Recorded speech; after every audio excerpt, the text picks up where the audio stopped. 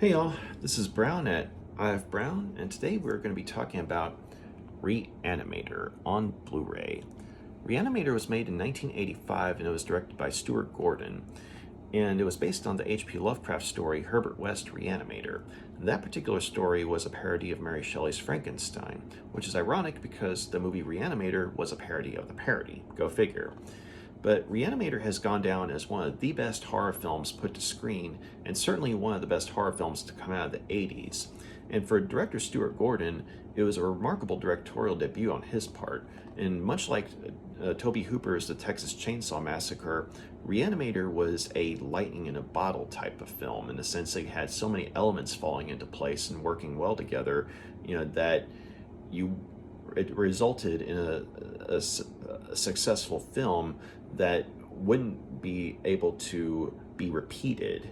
And other films have tried to match Re-Animator in terms of its uniqueness, but very few have succeeded in outright doing so. I mean, a few have come close, but Re-Animator still stands out from the crowd.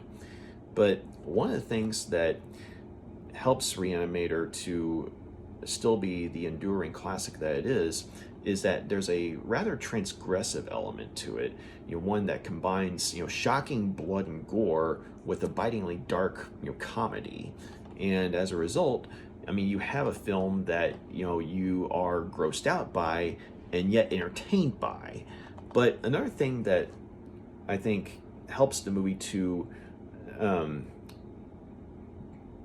go beyond the horror crowds and into, say, mainstream respectability was the fact that you have a very strong human element thrown into it, in the sense that you have the characters of Dan and Meg, played by Bruce Abbott and Barbara Crampton, respectively.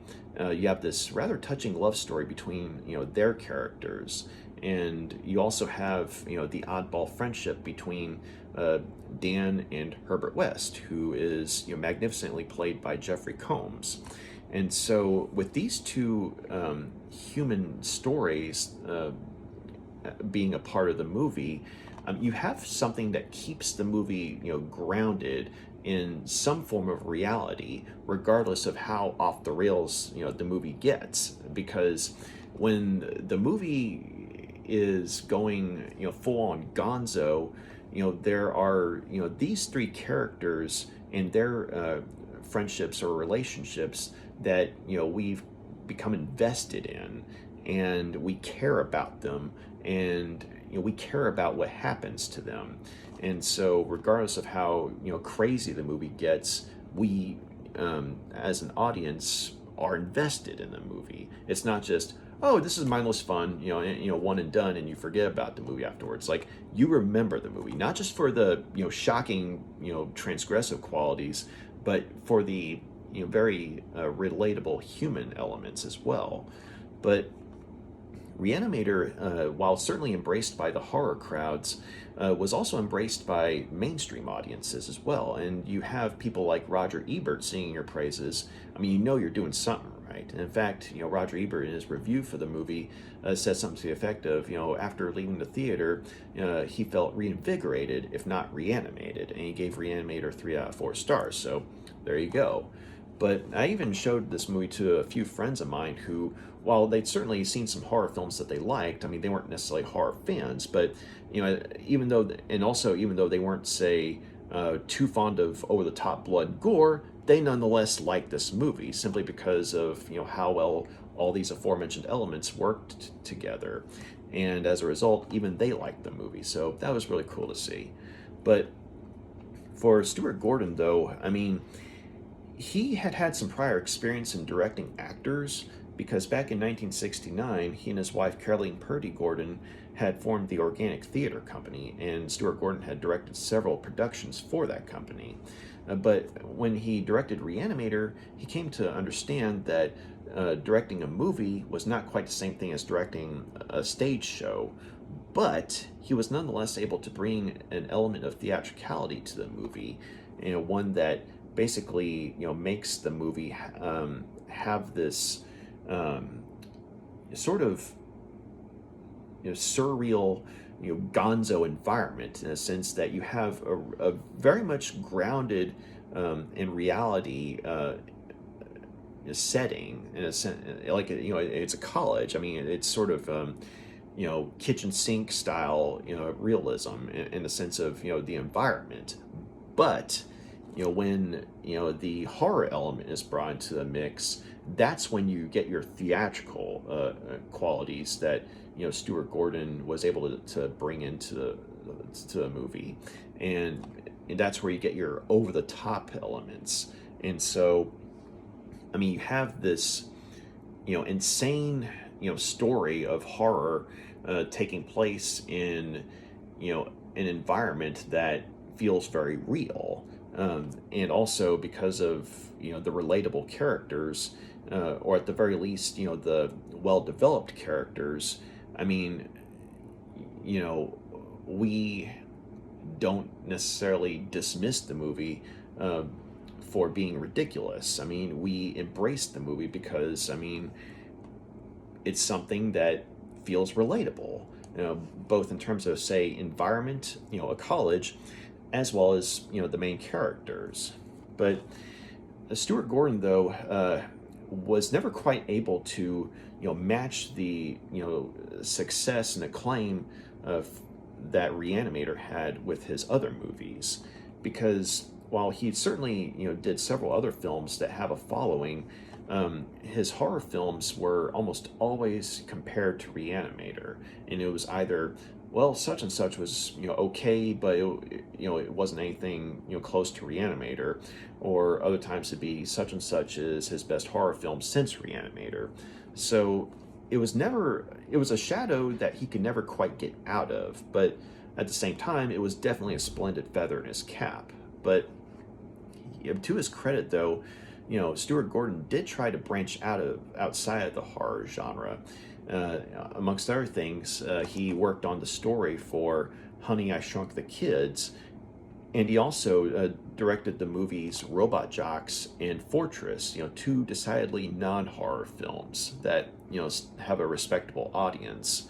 But he definitely made an effort to not be a one-trick pony, but nonetheless, Re-Animator is the film that put him on the map, and that he's always going to be remembered for at the end of the day.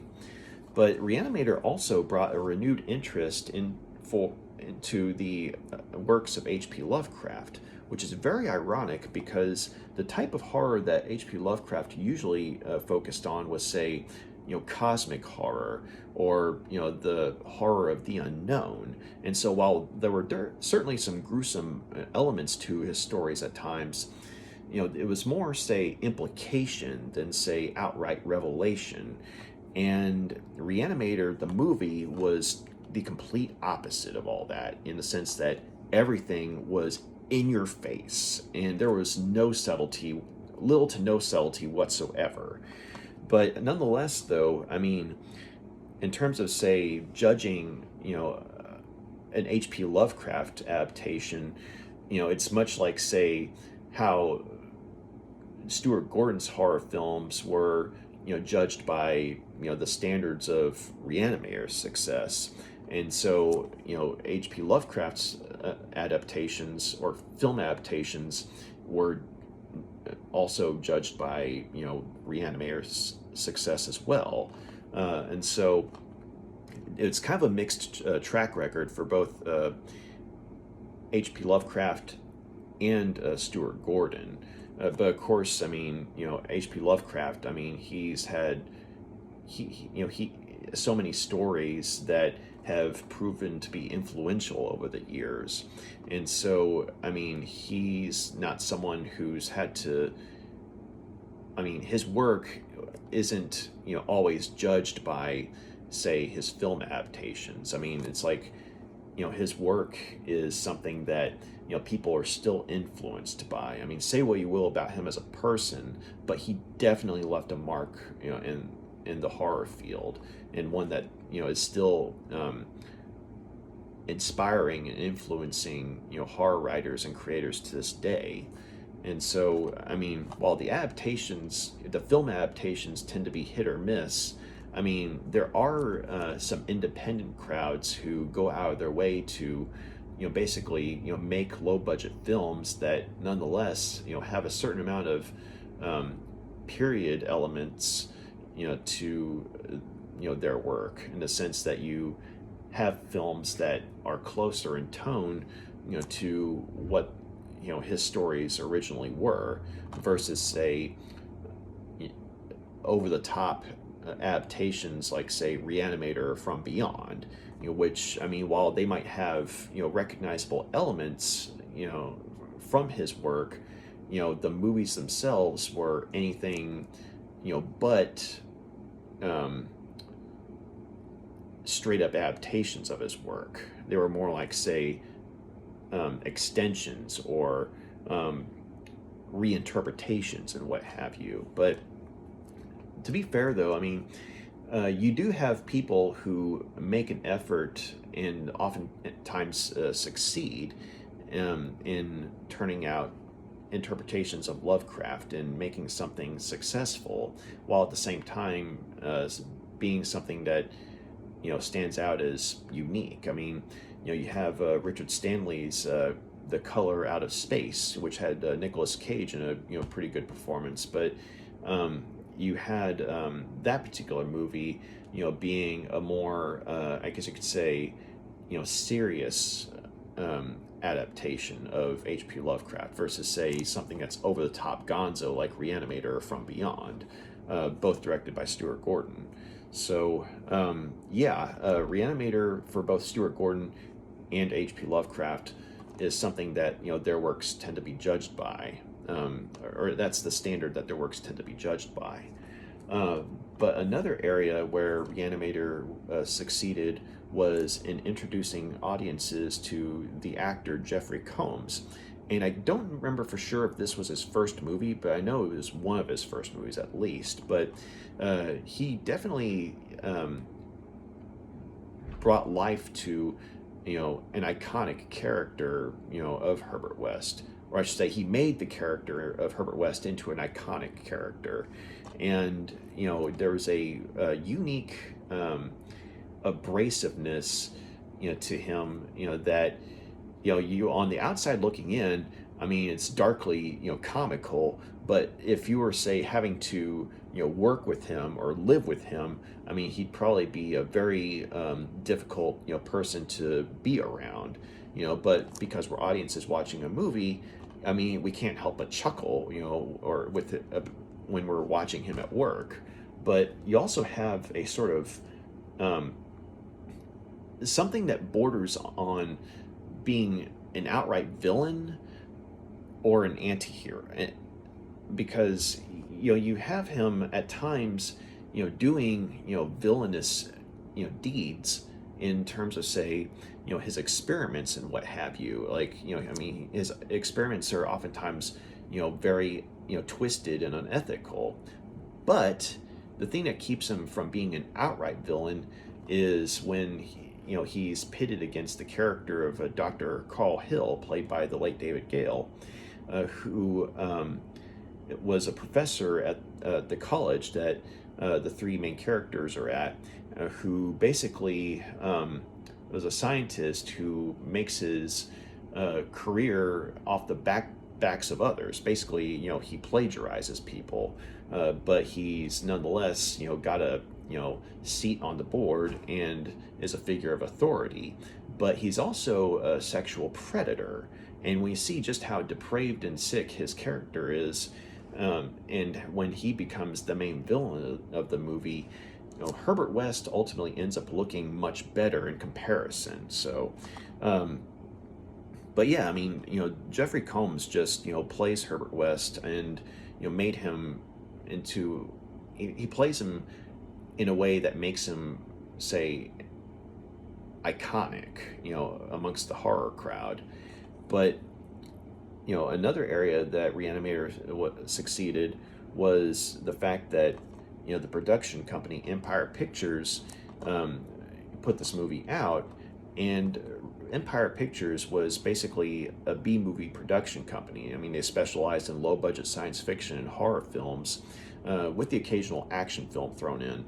But Re-Animator, though, was the movie that brought them, some form of mainstream respectability. Because, I mean, prior to Re-Animator, I mean, they were known for doing stuff like Ghoulies and Trancers. And Trancers, to be fair, was a pretty cool movie. But Re-Animator, though, was the movie that, was kind of like, hey, even, non-niche audiences are, liking the movie. So, Re-Animator, was basically a critical hit for them as well as a financial hit.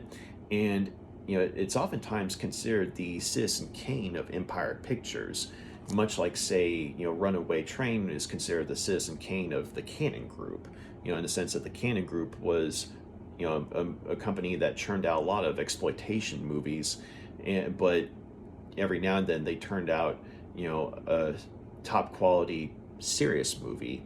And Runaway Train, was that for them. Well, Re-Animator was the Citizen Kane for Empire Pictures. So there you go. But let's go ahead and get into the story. So starts off with the character of Dan Cain, who's a medical student at Miskatonic University. He's a very promising student, takes his work seriously, and he also has a relationship with his girlfriend, Meg Halsey, who is actually the daughter of the dean of the college. And Dan and Meg are very much in love with one another, and are wanting to get married when Dan graduates.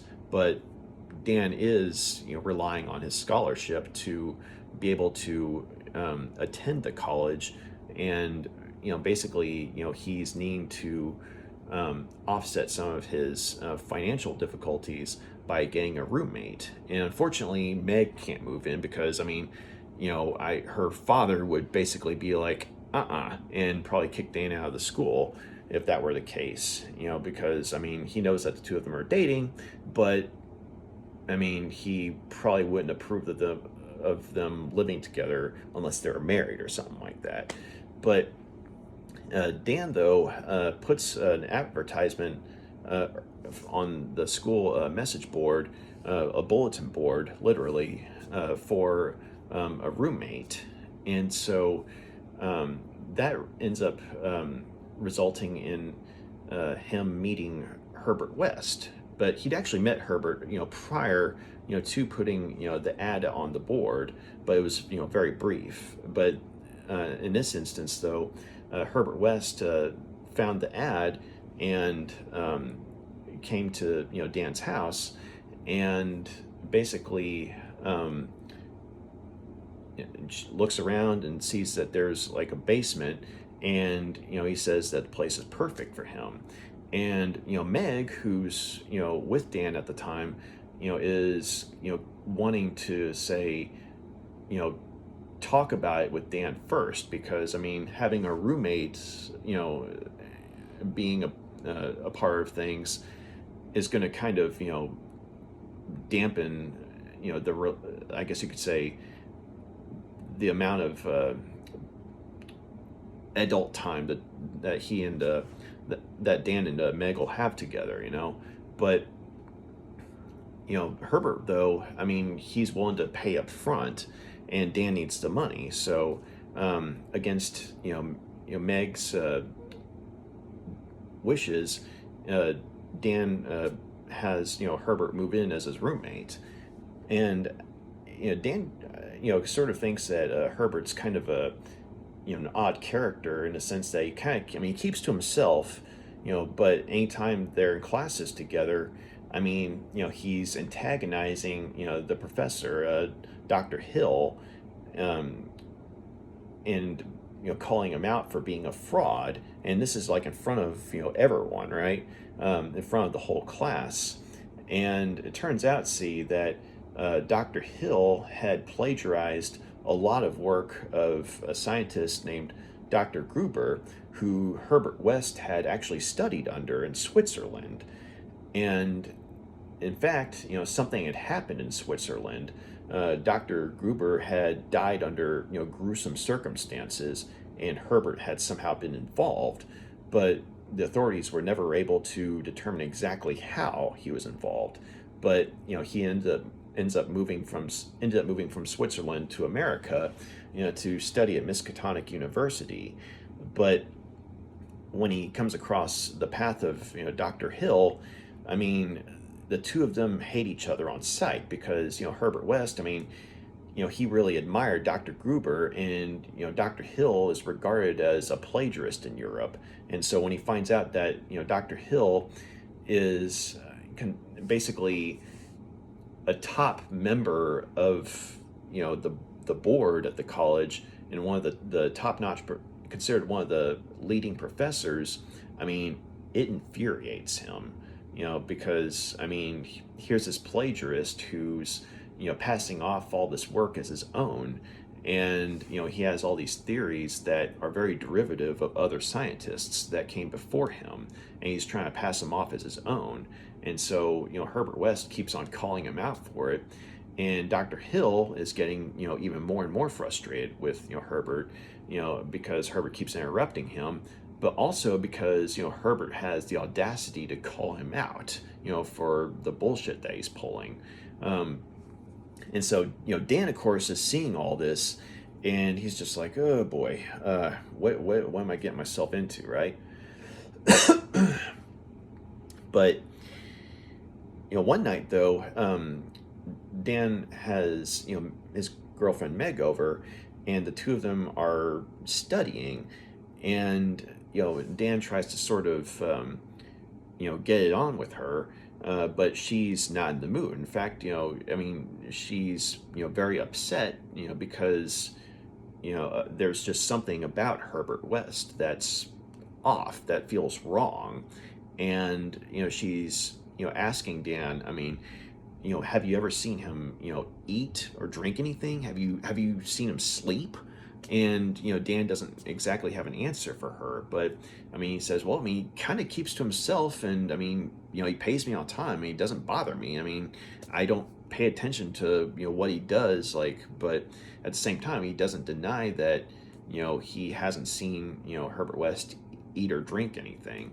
But Meg also, mentions that Dan's cat Rufus, has been terrified of Herbert, because when she and Dan are together, usually, the cat Rufus is, trying to, pounce on their legs and, get their attention and what have you. But ever since Herbert moved in, the cat's always, terrified. And then, Meg realizes that, they haven't seen Rufus, the whole evening. And so they start trying to, look through the place, trying to find Rufus, and Meg, comes across Herbert's room, and it's unlocked, and she looks in there, and she finds the cat in Herbert's fridge, and Dan, he hears her screaming, and he comes to see what's going on, and sure enough, I mean, he too is terrified by what he sees, and which is when Herbert walks in on them and demands to know, what they're doing in his room, and he starts chewing them out, and he's, yelling at Dan, saying, I was, guaranteed, full privacy, and he's like, what are y'all doing here? And then, they're both, pointing at the cat, and that's when Herbert sort of just, backs off a little bit and explains to Dan that, he was going to show him. I mean, he was going to tell him that he found the cat dead, and he says that the cat, must have gotten caught in the garbage or something. Like, it must have been messing with, the garbage can, and the lid had fallen on it because, he says he found the cat underneath the garbage lid, and it must have suffocated. And he's, he's adamant, to Dan, telling him that he was going to, show him. And he's saying, I certainly didn't want you to find the cat like I did. And Dan's, like, well, couldn't you have, told me at, in class or while we were working? And, Herbert's telling him, well, I mean, what was I supposed to do? Leave a note? I mean, what would it have said? Cat dead, details later. And besides, I was, pulling bodies, with you, so what, you know, what, there wasn't really much time. But anyway, though, he's with that little sketchy explanation, he's insisting that the two of them leave his room. But then, Dan, sees this green bottle of, glowing liquid next to Rufus in the fridge. And, he holds it up to Herbert. He's like, what is this? And, Herbert, snatches out of his hands, saying, that is none of your business. And, Meg and Dan, make to, argue with him when Herbert cuts him off, saying, just as it's none of my business that you're sleeping with Dean Halsey's daughter. And basically, he threatens to, hold something over Dan and Meg. So if the two of them try to, tell, the school authorities about, about Herbert and his strange behavior, Herbert will in turn, let the school authorities and in turn Dean Halsey know that Dan's been having an intimate relationship with his daughter. And so unfortunately Dan and Meg kind of find themselves checkmated by that. And so Meg, I mean, she's beyond upset at the situation, and Dan is too. But later on, one night, Dan hears this horrifying, scream or a growling sound, coming from somewhere in the house. And, he's following the sound, and he grabs a baseball bat, and it's coming from the basement. And he sees, Herbert being attacked by Rufus. And the two of them end up having to, fight the cat off, and they end up killing it. And once that's done with, Dan's like, what the hell just happened? Because the cat was dead, and Herbert's explained to him that he's discovered a way to bring the dead back to life. And at first, of course, Dan is very skeptical, saying, the cat wasn't dead to begin with. I mean, you knocked it out, you drugged it, lowered its body temperature or something. And so, Herbert's all like, do you agree that the cat's dead now? Do you agree that it's dead? And Dan's like, yeah, it's definitely dead. And so, that's when Herbert takes the glowing liquid that was in the fridge, and takes a needle and puts some of the liquid into the needle and injects the cat, and the cat comes back to life. Now, mind you, its back was broken, so it's not exactly moving around, willy-nilly, but it is alive and growling and howling in pain. And so, Dan is just stunned at this, and he realizes that, Herbert West has a few screws loose, but he is onto something. He has found a way to bring the dead back to life. And so, he goes to tell Dean Halsey about it. Because this is like a medical breakthrough, but Dean Halsey isn't too happy to hear about this, because, he hears that, on one hand, he and Dr. Hill are good buddies, right? And when he knows that West has constantly been butting heads with Hill, but when he hears that West has been performing unethical experiments on living creatures, he basically decides then and there to go ahead and expel Herbert, but. And he's not too happy with Dan either.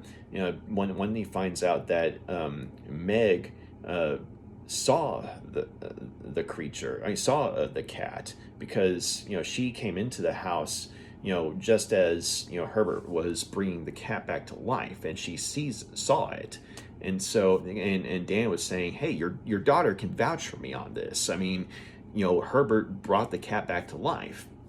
And so Dean Halsey's, saying, you brought my daughter into this, and you made my daughter a part of your, sick experiments. And so basically, he revokes Dan's scholarship right then and there, and kicks him out of this, has him kicked out of the school, and instructs him to basically have all his stuff packed and moved out by a certain time. And so of course Dan is devastated by this, because I mean, without that scholarship, I mean, there's no way he can finish medical school. And so I mean, he's not rolling in the Benjamins. I mean, he's a struggling student. And so I mean, he asks Dean Halsey to not take his anger out on Meg, that none of it was her fault, and that basically pisses Dean Halsey off even more. And so Dan's like, okay, I'm gone. But later on that night, though, Dan and Herbert sneak into the morgue, to find a human body, to conduct the experiment on, because Herbert is wanting to find a subject that is relatively fresh. I mean, something that's freshly dead, but at the same time not overly damaged physically. And basically he has Dan speak into a recorder to record the times in which certain measures of the experiment are in place. And they find the body of a cadaver, a very fit individual, a very fit man who collapsed and died of a heart attack. But other than that, though, I mean, he was physically intact. I mean, everything was in place, so to speak. And so Herbert injects him with the stuff, and the dosage that he uses initially doesn't yield any results. And so he's remembering that, okay, this is a human being, it's probably going to need a higher dose. And so he injects more of the reagent into the cadaver, and sure enough, the cadaver comes back to life, roaring and screaming and frothing at the mouth, and basically starts to attack Dan and Herbert in the morgue, and starts throwing the two of them around. And at the same time, Herbert's making all sorts of observations, and and when he sees that when the cadaver basically responds to them, like it turns to them when they're yelling at it, Herbert's telling Dan, you see that? I mean, he heard that, he understood that, and it's like conscious thought. But then again, I mean, they're being attacked by this cadaver the whole time, so Dan's a little preoccupied, with fighting for his life, as opposed to, say, trying to take notes, But meantime, though, while they're being attacked in the morgue, Dean Halsey and Meg, both arrive at the morgue at the same time for different reasons, because Meg's wanting to go see Dan, and when and she bumps into her dad and realizes that her dad had basically had Dan kicked out of the school. I mean, she's trying to talk some sense into him and plead to have Dan for basically forgiven and brought back into the school, right? But Dean Halsey is just adamant about making sure that Dan is expelled and off the school grounds. But when he finds out that Dan's in the morgue, he goes down there himself, and he insists that Meg stay at the front desk. And so he goes down to the morgue, and he hears all this yelling and screaming coming from behind the closed doors, and he's demanding that Dan comes out, and if West is in there with him, that West come out as well. Which is when the cadaver hears Dean Halsey yelling, and then basically charges the door and busts it off its hinges, and basically pushes it right onto Dean Halsey, and then the cadaver basically just jumps on the door and crushes the poor guy. And then, he pulls him up and starts, just chowing down on him and throwing him around, and basically kills Dean Halsey. And Dan's trying to stop the thing and fight the thing off and get to stop attacking Dean Halsey's body, but the cadaver's just going to town on the poor guy, which is when West gets a bone saw and kills the cadaver by pushing it through his back and out of his chest. And so then the security guard who went to take a coffee break, he comes in and he's like, what the hell just happened? And West kind of comes up with this cockamamie story that okay, before the security guard comes in, Herbert has the bright idea to reanimate Dean Halsey, because this is someone who's literally just died, and as a result, the mental deterioration, in theory, won't be as much as, say, the cadaver was. And of course, Dan's freaking out, saying, no, you can't. And Herbert's like, this is the best opportunity we have. And so, Dan reluctantly lets, Herbert inject the reagent into Dean Halsey. And sure enough, Dean Halsey comes to life. And, he recognizes Dan and Herbert, but he's, sort of, frothing at the mouth, and he starts to attack them as well. But when the security guard comes in, followed by Meg, Dean Halsey sort of, has this moment where he realizes, what he is. Like, he's like this, undead monster, and he doesn't want his daughter to see him like that. And so he sort of, runs into his corner to hide. And, Meg is, sobbing and trying to, get her father, to, look at her. And she's trying to go to him. And Dan's like, no, you don't want to, go to him. You would stay away from him. And the security guard, he's like, what the hell is going on? And, Herbert's, telling him this cockamamie story of, he and Dan were conducting an experiment, for their class on one of the cadavers. And then Dean Halsey came in, raving nonsensically, and took a bone saw and used it on the cadaver, and and then basically just went insane. So and Meg's all saying no, I mean no, he wouldn't have done that. I mean that's doesn't make any sense. And the security guard, he's like, okay, I'm calling the police. And so poor Meg, I mean, is all traumatized, and so is Dan, but Herbert, I mean, he's giddy. I mean, he's excited because this was a success. But unfortunately, though, Dean Halsey ends up in the care of Dr. Hill, and Dr. Hill persuades Meg to sign over custody of him, or basically to sign a release form to put Dean Halsey into Dr. Hill's care, so Dr. Hill can perform some exploratory surgery on him, to find out what the problem is, because there's obviously something that happened to him, but in the process, though, he makes his interest in Meg very clear to her, and he tries to sort of put the moves on her, but then sort of a combination of Dean Halsey smashing into the one-way mirror from the other side sort of snaps Meg out of it, and she realizes what Dr. Hill's trying to do, and she just hightails it out of there.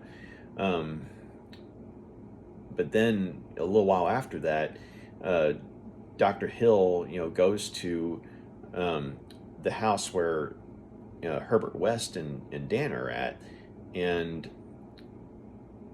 at the time Herbert West is by himself in the basement, trying to do some work on some of his experiments and restructure some of his stuff because the lab was destroyed when they were having to deal with the cat. But Dr. Hill confronts West with the fact that Dean Halsey is dead, and yet somehow he's breathing and walking around, and but he has little to no pulse, and so it's like, and his temperature is below what it should be, and he's demanding that West tell him his secrets, and so West at this point is sort of threatened, and so he acquiesces and he shows Dr. Hill the reagent, and he puts a little dosage under the microscope that he's using, and Dr. Hill's looking at it, and he's blown away at the fact that this is basically the miracle, the miracle cure, so to speak, and the fact that it actually does exist, and he makes the mistake of mocking Dr. Gruber because apparently some of that the stuff that what went into making the reagent came from Dr. Gruber, and West was basically going off of some of the research that Dr. Gruber had done by himself and with Herbert. And so when Dr. Hill makes the mistake of mocking his mentor, Herbert sort of snaps out of it and kills Dr. Hill, and by way of beheading him with a shovel.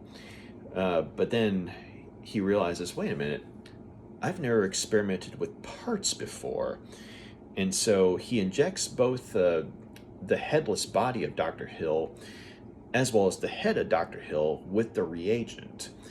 And so he's waiting for the head to come to life, and sure enough it does, but it's able to control its headless body and make it grab West and knock him out, and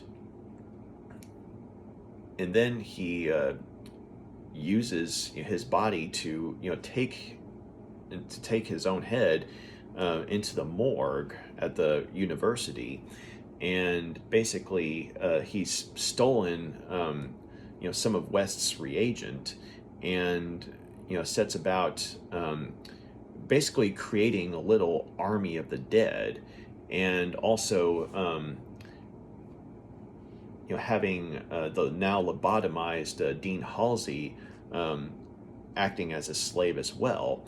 And he sets his sights on Meg and has his undead horde attack her and Dan, and bring her to him to have his way with her. And so Dan has no choice but to work with Herbert West to go and try and rescue Meg from Dr. Hill's horrific clutches. So yeah, this was a movie, I think, that, as I mentioned before, it's over the top, it's insanely gruesome. We're talking like top-notch blood and gore effects, but because of just how crazy things are, we have we have moments like, say, a killer cat, and then that cat being killed, resulting in instances that have us cracking up, where we're like, are we really just laughing at a cat dying? Things like that. And also, you have Jeffrey Combs basically just stealing the show as the single-minded Herbert West, and the amount of chaos he unleashes with his experiments. But his back and forth banter with some of the other characters, just basically makes him into someone that you know, like I said earlier, I mean, on the outside looking in, he's hilarious to watch, but if you were having to work with him or live with him, he'd be, a nightmare to contend with. Sort of like the roommate from hell, as a mad scientist.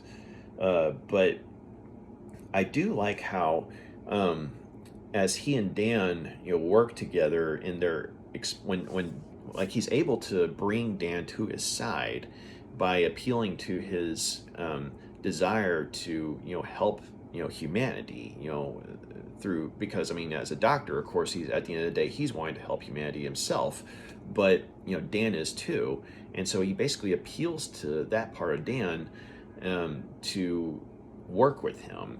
And so when the two of them are doing their medical hijinks in experiments, I mean, you have this crazy odd couple feel to the chaos. And basically, I mean, Dan, of course, is the straight man, and Herbert's the funny man, so to speak.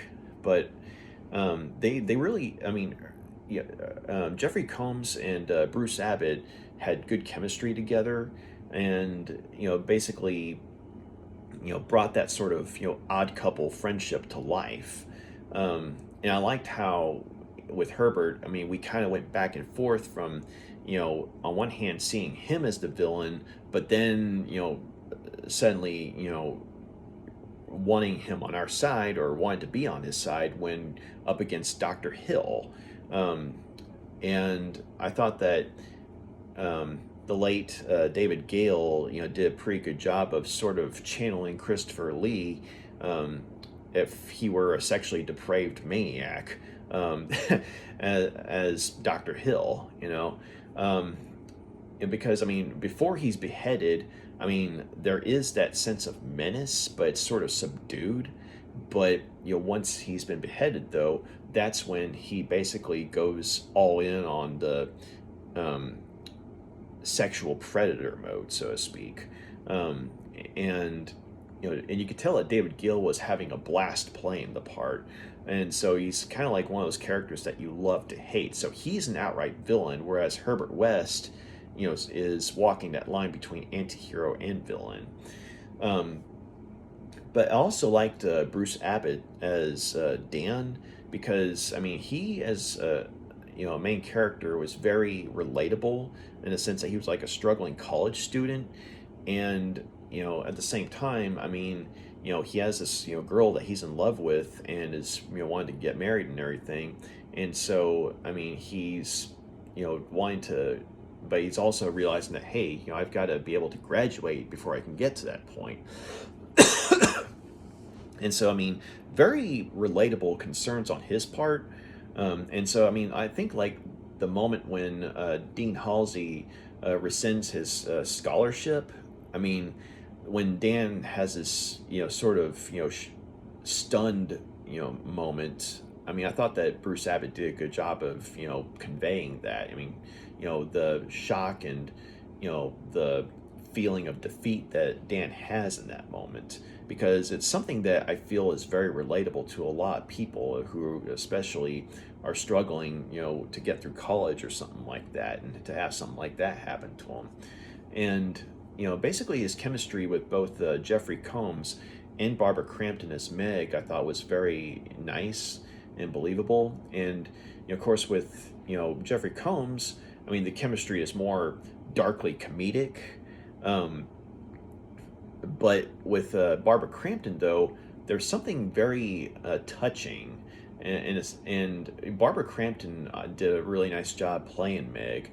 And even though she does end up as a damsel in distress in a very twisted way at the climax of the movie, I mean, she nonetheless, plays Meg as someone that we really come to care about, and just very much like her as a character, because she's so charming and sweet and very easy on the eyes, of course, but as a character, though, she's very nice, and one of the few morally good characters in the movie, for sure. and her and Dan, I mean, their relationship I thought was very endearing, and it kind of took me back to my time at college, and like it kind of reminded me of what it was like having a girlfriend in college and what have you. So I mean, a nice little walk down memory lane. Just the chemistry between Bruce Abbott and Barbara Crampton and the characters that they were playing. I thought just sort of took me back, and so that's always nice when a movie does that for you. So yeah, but it was interesting though seeing Bruce Abbott's character Dan go from a good-hearted guy to someone who's gradually falling under the sway of Herbert West, in the sense that Herbert's able to manipulate him with his desire to make his mark on the medical industry, but also to help humanity as well. But when he's showing Dan proof that his experiments work, I mean, Dan's like, okay, I'm going to go along with this because I can see that there is something there. But at the same time, I mean, the more he falls under West's sway, the more he kind of verges on the possibility of being becoming a mad scientist himself. But for the most part, though, I mean, I think audiences, will definitely identify with the characters of, Dan and Meg, and especially as played by Bruce Abbott and Barbara Crampton, respectively. Simply because of how endearing they are and how relatable they are. Whereas Herbert West is basically your mad scientist roommate from hell, but at the same time is, hilarious to watch in a darkly, twisted way. But his banter, West's banter, I think, with just about everyone was hilarious, I think there's a point at the climax when, he's arguing with Dr. Hill's head, which is being held by its body, and basically the head is rasping that he's going to use West's discovery to be famous and everything, and West is all like, well, who's going to believe a talking head? Get a job at a sideshow.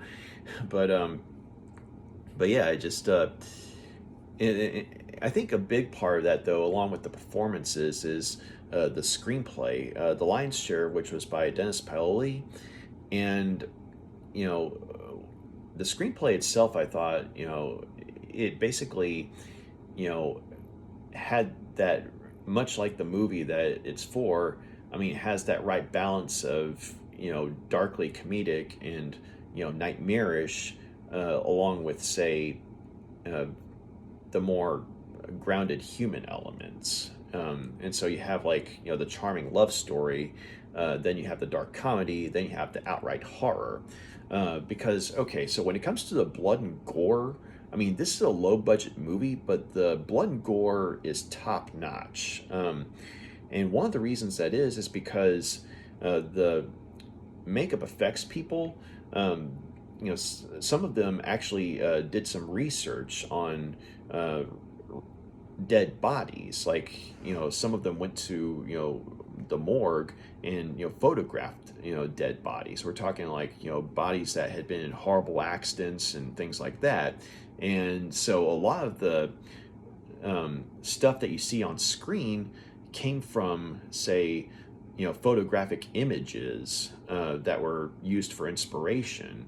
And so, I mean, so when you have like the cadavers coming back to life, whether it be, when West and Dan are initially trying to bring that one cadaver to life to, see if the reagent can, what can the reagent can do to a human. I mean, that particular actor was actually played by a guy who would go on to be Arnold Schwarzenegger's stunt double.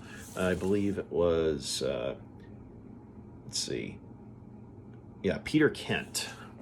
But yeah, so you like in that instance, you had a remarkable, and terrifying physical performance by Peter Kent as the cadaver, but you also had like a top-notch, makeup job done on him as well. So like when the undead are coming back, when the dead are coming back to life, it's like, they're, frothing at the mouth, frothing blood, and, their veins are, bulging all over the place. And, any sort of injuries they have are, gruesomely rendered, and so, not only is that particular cadaver well done, but at the climax, when, Dr. Hill is able to, use this sort of hypnotic power to bring the dead back to life, along with using Herbert West's reagent.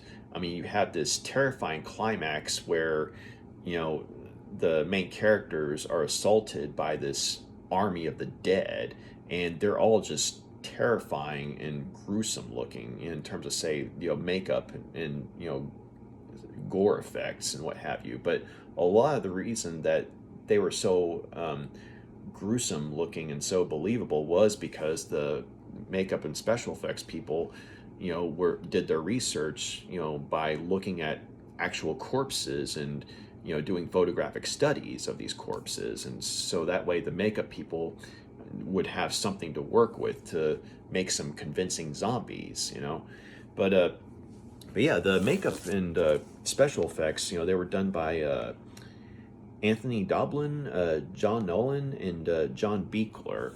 And so all those guys have done some remarkable special effects work in other movies, but so to have all three of those people working together on one movie, I mean, is pretty cool. But I mean, it makes sense though that even though this is a low budget movie, the gore and stuff is top notch and terrifying.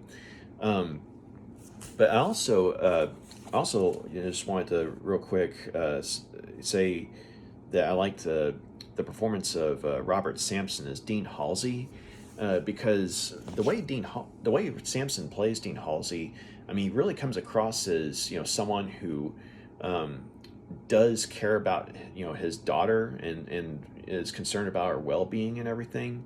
And so to some degree, I mean, his hostility to Dan is warranted. When Dan lets slip the fact that Meg was a witness to his and West's experiments, but at the same time, you do feel sorry for him in a sense that you get the idea that he's being manipulated by Dr. Hill. And of course, that Dr. Hill, has, his obsession with Meg. And so, that it doesn't bode well, for either Meg or, Dean Halsey. But Robert Sampson, though, I mean, he just plays Dean Halsey as, such a likable guy that when, he's being antagonistic to, Dan and, Herbert West, I mean, we understand why he is being antagonistic, but at the same time, we're like, dude, you're going after the wrong guys. You look at the friend at your back. That's no friend. So, and also I liked, much like Peter Kent as the cadaver that Dan and Herbert bring back to life. I mean, much like Peter Kent, when Robert Sampson becomes undead, he too gives a very good physical performance. Like he does a very good job playing like an undead version of himself, like unhinged and frothing at the mouth, and yet a sort of sadness and terror at what he himself has become. And when he recognizes Meg, and like he doesn't want her to see him like that, and it feels kind of sad. And I just thought that those moments, I mean, basically brought an element of seriousness to the horror. So you had the darkly comical horror, then you had the over-the-top horror, and then you had the very human horror, because I mean, this is a man who's been murdered, or who's been killed, and then he's finds himself brought back to life, and and then he realizes that, I mean, he's a monster, and he doesn't want his daughter to see him like this. But there comes a point at the climax. I don't want to spoil it too much, but even though he's under Dr. Hill's thrall, there comes a point where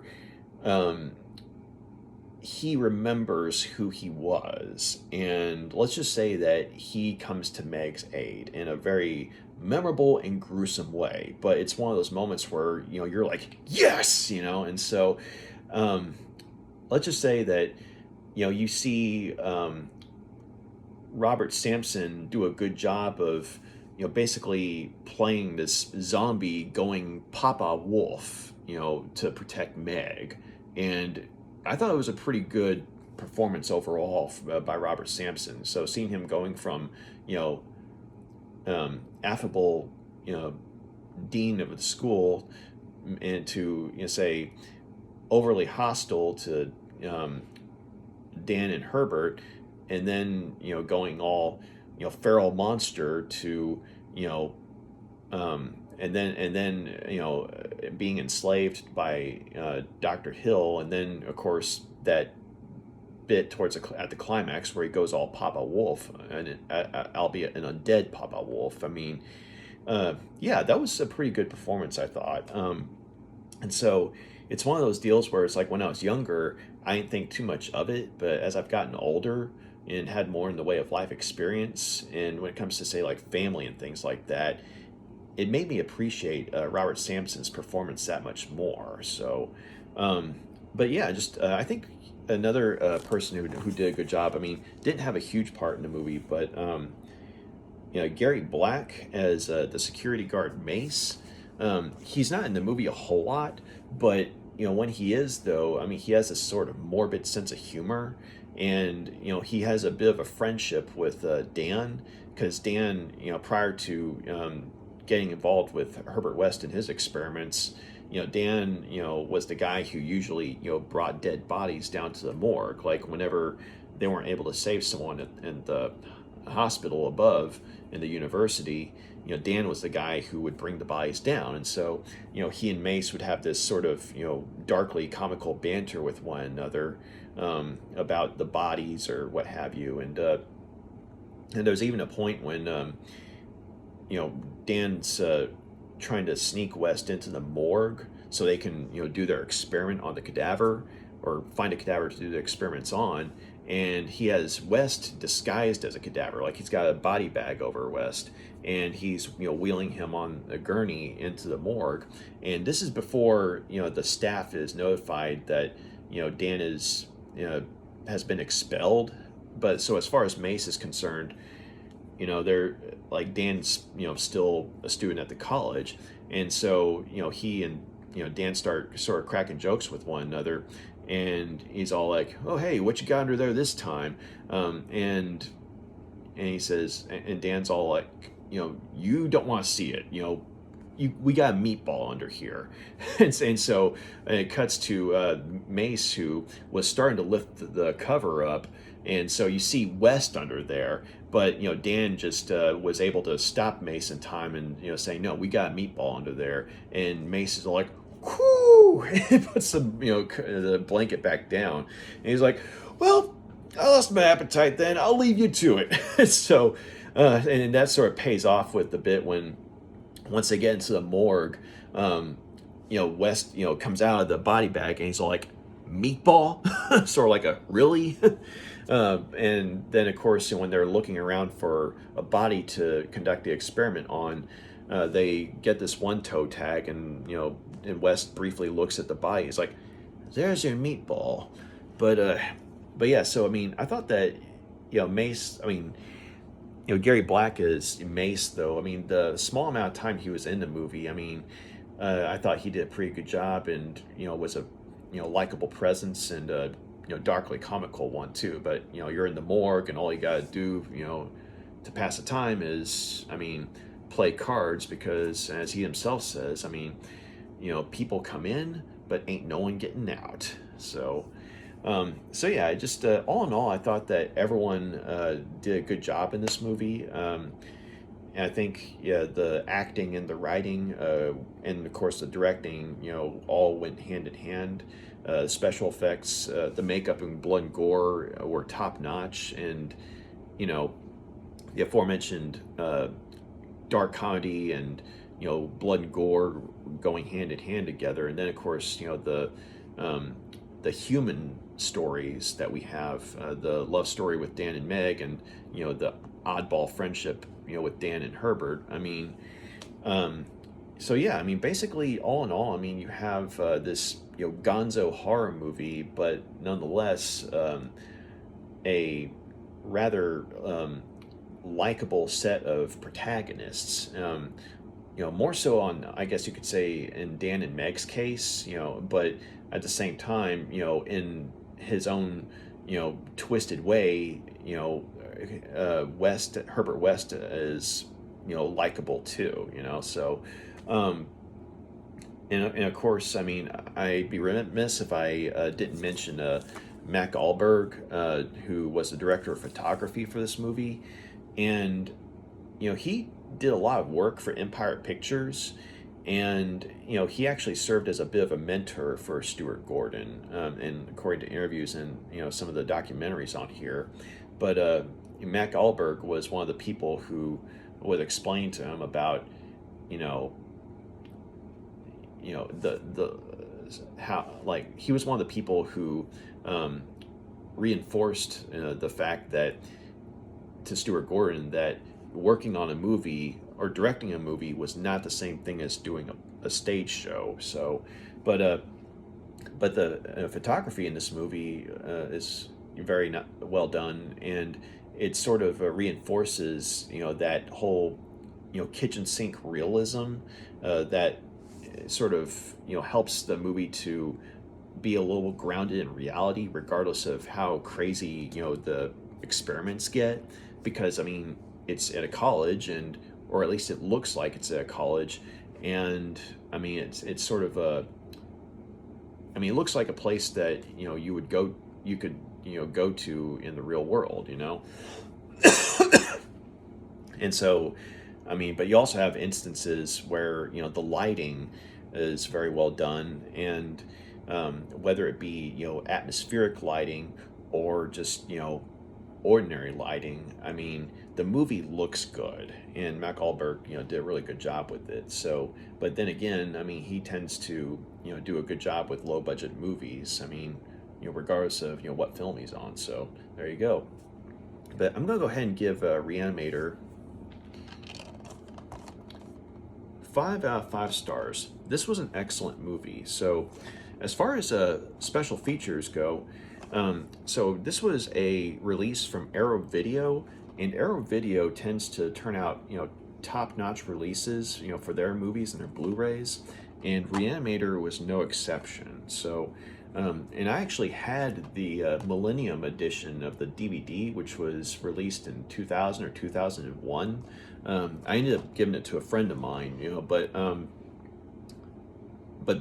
lot of the features that were on that DVD were ported over to this, but there are also some features that are exclusive to the Blu-ray. So of course you have your for the special features here, you have the 4K restoration of the unrated version, and that's the version that we're seeing here, the unrated version. So there are certain elements of the blood and gore that are taken up to 11, and there is a rather perverse scene at the climax, wherein the term giving head is giving a whole new meaning.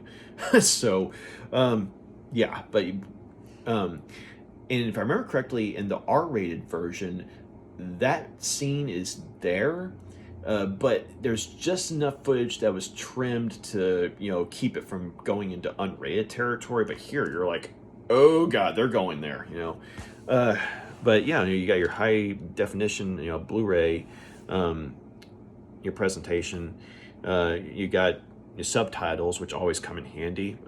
It doesn't help if you have an older movie at times that I mean, I'm not saying Re-Animator, has this problem, but there have been other releases where, the movie's older and so the sound quality is not very good, but there's no subtitles. But thankfully, though, I mean, Arrow, they tend to do a good job of, putting subtitles in their movies. So you have that for Re-Animator here. The sound quality is pretty good. And you have, your isolated score, and the music score by Richard Band. I neglected to touch on that, but very reminiscent of the score from Alfred Hitchcock's Psycho, but at the same time, just enough to where it's its own thing. And so it's sort of it has that sort of gonzo theatrical quality that kind of, fits right in with Stuart Gordon's sensibilities as a director. But, the music score, I mean, it sort of captures the craziness of the movie. But also the softer moments are, rather poignant as well. Like say when Dan and Meg are, with each other. And so it's like you have, some rather touching moments that, are not only due to Bruce Abbott and Barbara Crampton's performances and their characters' chemistries, but also because of Richard Band's score being more, I guess you could say, subdued and heartwarming at times. So yeah, so you get the isolated score if you want to just listen to the music, but you have let's see, you have a couple of commentaries here. You have for the exclusive for the release of this Arrow video Blu-ray. You have the commentary with director Stuart Gordon and actors Graham Skipper and Jesse Merlin of Re-Animator, the musical. And I actually listened to that, and I mean, it was a fun commentary, but I think it's one of those things where I would have appreciated it more if I'd actually seen Re-Animator, the musical. Because having not seen it, there were certain things that I kind of missed in context, I guess. But I mean, it was fun enough. But on the other hand, though, there's a solo commentary with Stuart Gordon, and that one was pretty good, and it was fairly informative.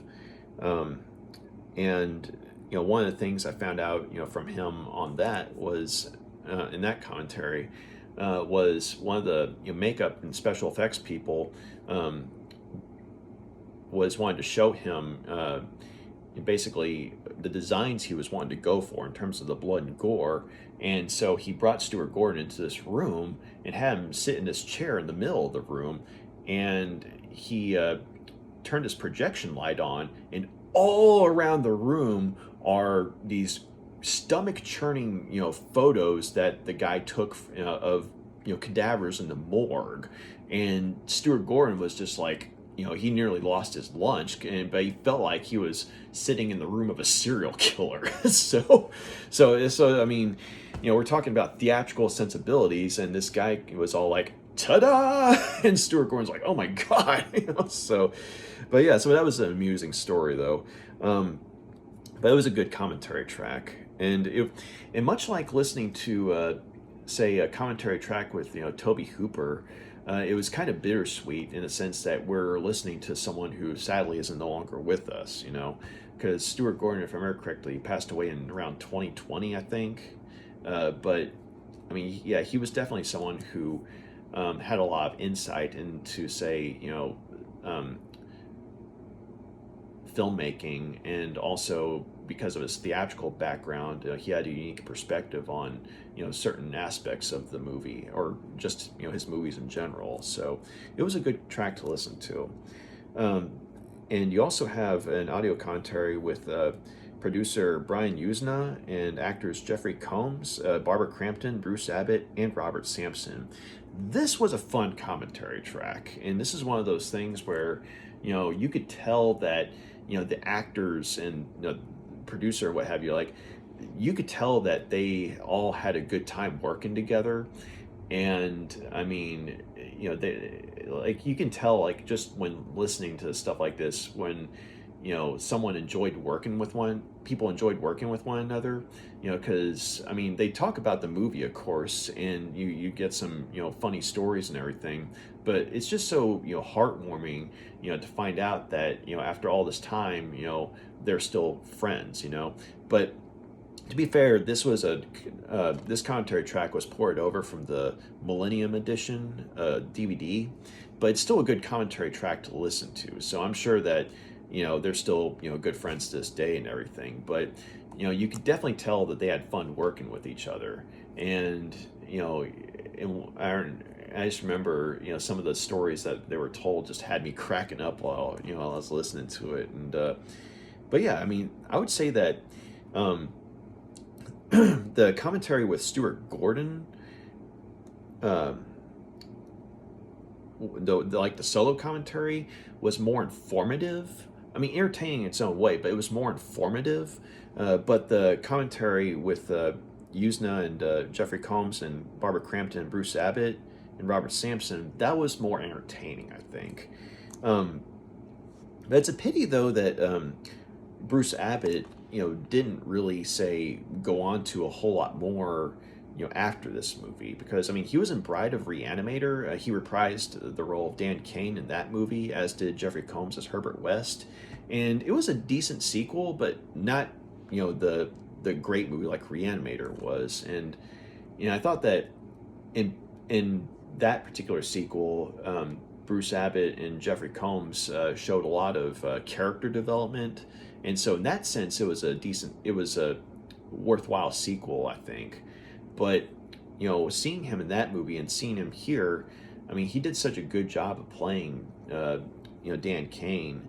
And it's just, it's a bummer that for, whatever reason, his career didn't really go a whole lot more beyond that, because he did very well in both movies. But at the same time, I mean, listening to him in the commentary track, I mean, he didn't really seem bitter at all. I mean, he just, he was grateful to have been a part of, such a wonderful movie, and he was even more grateful to have been, in the company of, some, wonderful, people, and the fact that he was appreciative of that, definitely, made things all the more endearing on him, to hear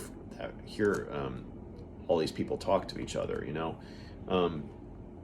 but you also have let's see, Re-Animator Resurrectus, and it's a feature-length documentary on the making of the film, and you have it's literally feature-length. Like, the movie is 86 minutes long.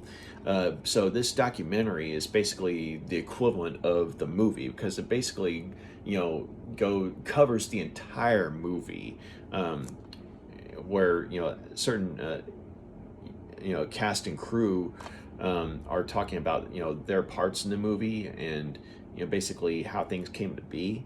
And so from beginning to end, this documentary covers the movie, and you find out a lot about it. Now, to be fair, some of the stuff, was already covered in the commentary tracks, but at the same time, you find out a lot more in this documentary, and this documentary is exclusive to the Blu-ray here. You also have, let's see, interviews with Stuart Gordon and Brian Usna, and the writer Dennis Paoli, and also composer Richard Band, and former Fangoria editor Tony Timpone. And these are all good interviews. I mean, once again, I mean, you find out a little bit more about certain aspects of the movie, and then you also have a sit down with composer Richard Band, and it's not a long feature, but it goes a little more in depth into, say, what he did for the music and everything. Then you have Barbara Crampton in conversation. The Re-Animator star sits down with journalist Alan Jones for his career spanning for this career spanning 2015 interview. So seeing Barbara Crampton reminisce about things was pretty cool, because in both Re-Animator and From Beyond, both movies directed by Stuart Gordon, and both of which involved a lot of some of the people from Re-Animator. I mean, let's just say that she ends up getting naked in both movies, but it's one of those things where she looks back on that, and she doesn't regret it though, because her characters, the ones that she played, they weren't just like mindless bimbos that were fodder for slasher horror or something like that. I mean, they were flesh and blood characters that were fully realized. And so when her character was put in situations where she was less than scantily clad, there was like an element of danger and eroticism there that she really appreciated, and basically it became something that gave her strength as an actor going forward. But Barbara Crampton, though, she's someone who's definitely gone on to become a wonderful actress in the realm of horror. She was in this movie that I saw recently called Beyond the Gate. It's either Gate or Gates, but that was a good horror movie, and she had a memorable part in that as this evil entity. But so yeah, I mean, she's still going strong, doing horror movies. But it was cool, seeing her, talk and in a relaxed, setting, and just being able to reminisce about things. And I mean, hearing her talk in the commentary track with the other people, and then seeing her in this interview, I mean, she still comes across as a pretty chill, relaxed and friendly person. So that was nice to see. Let's see. The Catastrophe of Success, Stuart Gordon and the Organic Theater. And this is where Stuart Gordon goes a little more in depth about his theatrical background and how he and Caroline Purdy Gordon formed the Organic Theater Company and what have you. And so once again, much like listening to his solo commentary track, seeing him in this interview, on a more, I guess you could say, personal level, it did sort of have that bittersweet feel to it, in the sense that this is a guy that we're hearing talk to us, but sadly he's no longer with us. So yeah. But let's see. Theater of Blood, Re-Animator, the musical. Lyricist Mark Nutter talks about adapting the play for adapting a musical, for the stage. And once again, I think it's one of those things where if I had actually seen the musical, I think I'd appreciate it more. But I mean, it's informative enough. It's just that because I didn't see the musical, there were certain things that were kind of lost on me. But I mean, it's interesting though. Let's see, what else? Okay, so you got some extended scenes, and some of those were actually pretty good. There's a little more tension in some of them in certain situations, like when Dan and Meg and Herbert are having that little standoff with each other about well, hey, we're going to go to Dean Halsey to tell him about what you've been doing with your experiments. And West is like, oh well, if you're going to go to Dean Halsey to tell him about me, I'm going to tell him about y'all and what y'all been up to. And so it's like that was already a tension-filled scene in the movie as it was, but there's a little more footage with that particular moment though. And there's some other stuff too, but that's one of the things that stood out to me. But one of the other standouts in these extended scenes was the fact that it's established that Dr. Hill has some sort of hypnotic ability, like he's able to bend people to his will through hypnotism, because there are moments in the movie where certain people seem to fall under his sway rather easily, and you're kind of like, why are they so easily cowed by him? Like there are moments with Herbert West and Meg. But then in these extended scenes, when you see that he does have this hypnotic power, you're kind of like, oh, okay, that makes a little more sense.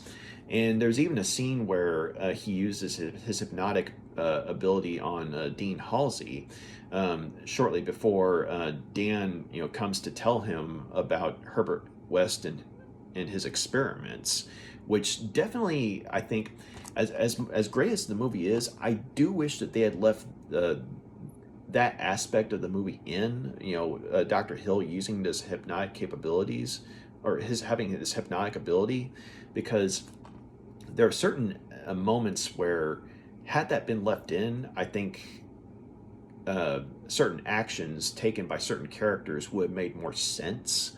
Like, you can infer certain things, but without having it confirmed in the actual movie that Dr. Hill has this hypnotic ability prior to being undead.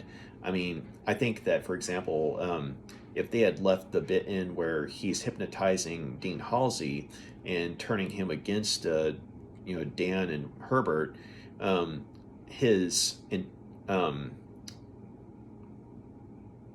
his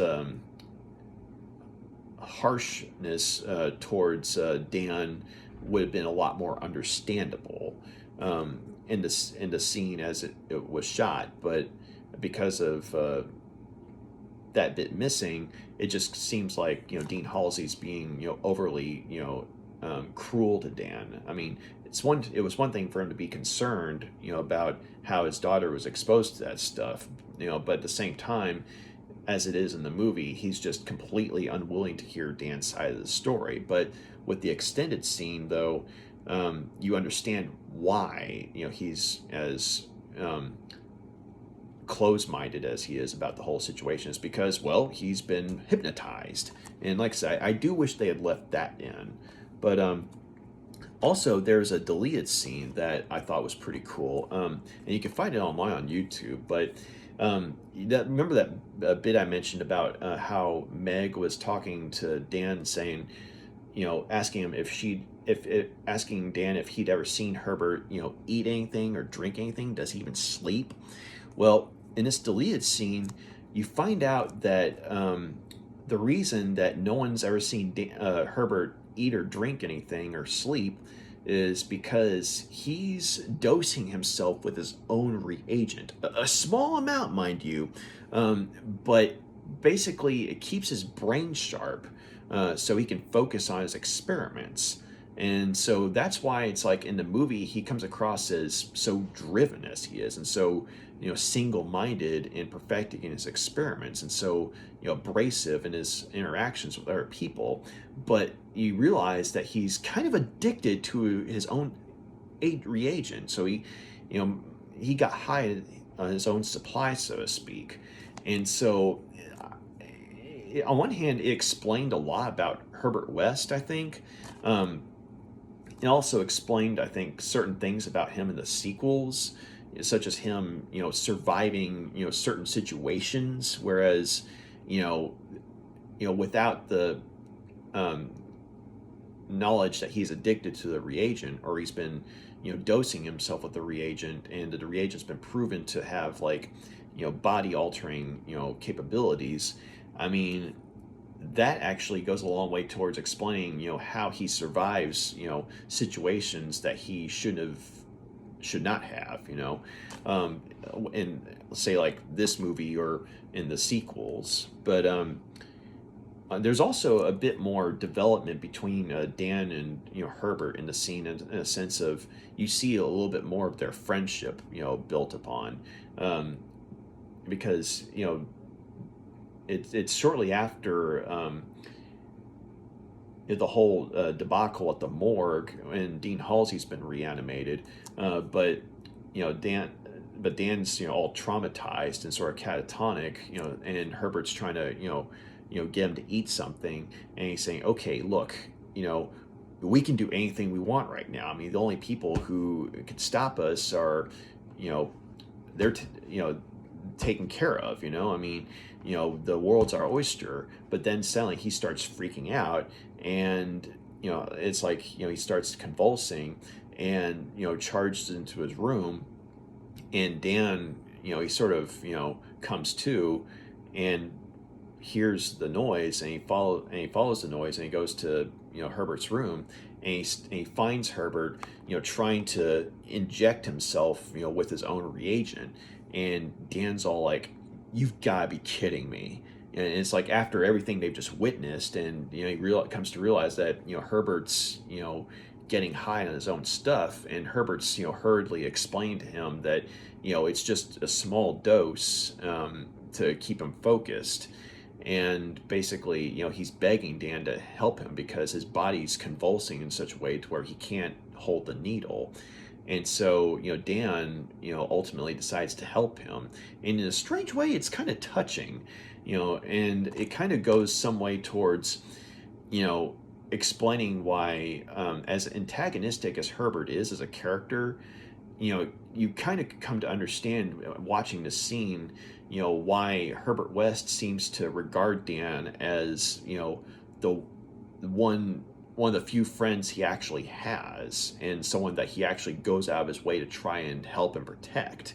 And like this bit when Dan, went out of his way to help Herbert, I think definitely cemented their friendship in a strange sort of way, and like, say for example at the climax of the movie, or even going forward into a Bride of Re-Animator, I mean, you see how protective Herbert is of Dan at times. I mean, granted, he's also manipulating Dan, unfortunately, so you can't deny that, but at the same time, he does see Dan as a friend. And this deleted scene, I kind of wish they had left it in. Some people argue that they did right in leaving it out because, I mean, it sort of took away from some of the mystique of Herbert West, and I guess you could say the nature of his character. But I think it added to it, and it explained a lot. And if they had left it in, I think it would have gone a long way towards further establishing Dan and Herbert's friendship too. So, but it's a cool scene though. And of course, you got your trailer, TV spots, still galleries, screenplay, Blu-ray, BD, ROM content, and a reversible sleeve with newly commissioned artwork by Justin Erickson. So this is the newly commissioned artwork here. And you pop this open here. This is the original theatrical poster right here. I love it. But yeah, there you go. So Re-Animator. It's a great movie. I think that, even if you're not exclusively a horror fan, and if you don't mind, a ton of blood and gore with some very dark comedy, I mean, even if you're not a horror fan, you'll appreciate this movie.